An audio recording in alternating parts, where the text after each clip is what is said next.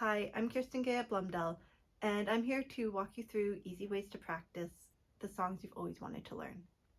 Today we'll be looking at the main theme in Debussy's first Arabesque.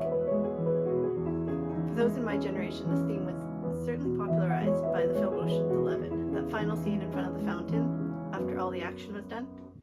But heist films aside, this is a piece that so many of us want to play. So let's get started. In this video, we're going to be focusing on three main techniques. First will be fingering and hand position. Second will be preparing for the cross rhythm. We will then be ultimately putting the cross rhythm together. If you want to follow along yourself and print off these exercises that I'll be going through, I've included a link below. You can download a free copy of all of these exercises that we'll be going through. So first, fingering and hand position. I want you to know exactly what finger will be on what note every time. And moreover, I want you to know where your hand will be positioned geographically on the keyboard. If your edition has suggested fingering, use that to start, and then fill in the fingering for each and every other note in this section. So now, starting with the right hand, I want you to take each triplet group and play it as a solid chunk.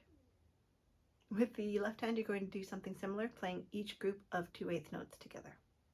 Ultimately, you want to be able to play this section something like this.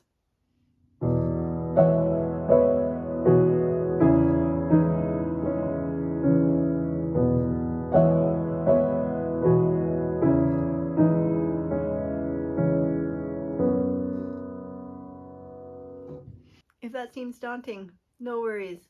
Let's break it down a little bit more. So first, once you feel comfortable playing the right hand triplets as solid chunks, let's try adding in the left hand as written in the original score.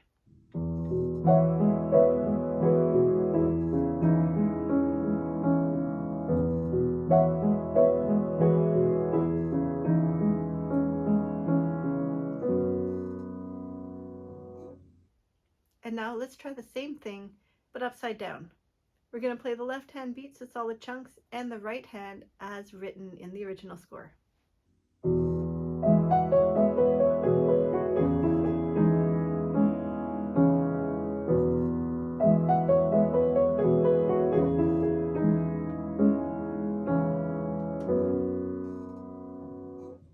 If you can do this type of thing with the music, you will have 1000% more of an easy time when you start working with the 3/2 cross rhythm, because you won't have to think about your fingering or your hand position, and you will be able to focus on the rhythm and the music. So take your time, practice your hands separately as needed, and move between the three exercises we did as much as you want.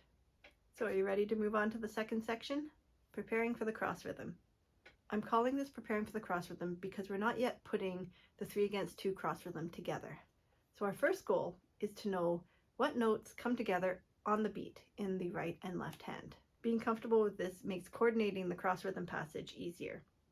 One of the things I like to start with is having a look at what it's like to play just the first note of each beat.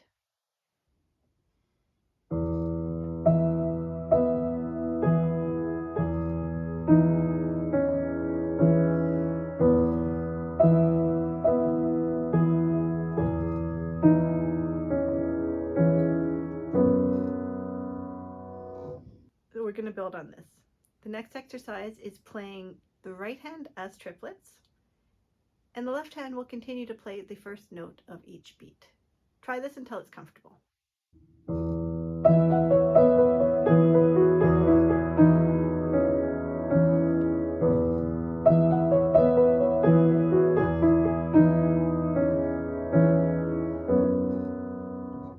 And once again, we are going to try this upside down. So the left hand will play as written in the original score.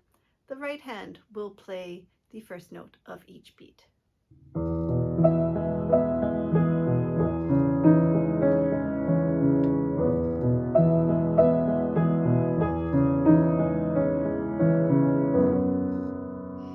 So here we are, the final step, putting the cross rhythm together.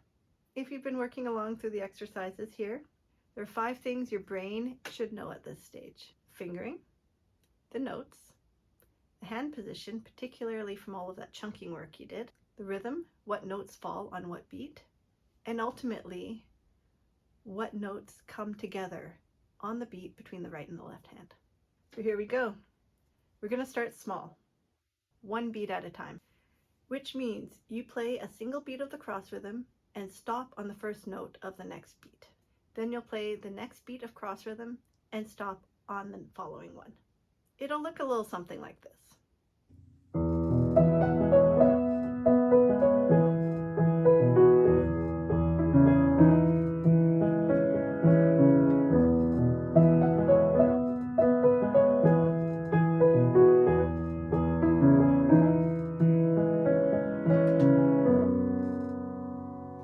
Now once you feel confident with that, we're going to make it a little bit bigger. Do 2 beats at a time. Tiny bit bigger, it is actually a massive hurdle. So take your time with this one. You're going to do 2 beats of cross rhythm and stop on the first note of the third beat. If this is too daunting at first, not to worry. Go back and keep practicing with 1 beat at a time and practice the other exercises we've talked about in the video already. When you feel ready, have a go at this. This is not a unidirectional set of exercises. You'll benefit from moving between them, having fun with them, and as you play around, each step will get easier. Though a final tip, don't try and be super musical right away. Focus on the technique. That is, the notes, fingering, hand position, and getting the cross rhythm even. As you get more comfortable with the cross rhythm, as things get easier and more natural, your ability to make this sound beautiful and flowing will come. Thank you so much for spending this time and this music with me today. If you want to download or print your own copy of the exercises I went through in this video, I've included a link below. And if you liked this, please subscribe and join us as we continue to learn this piece and others.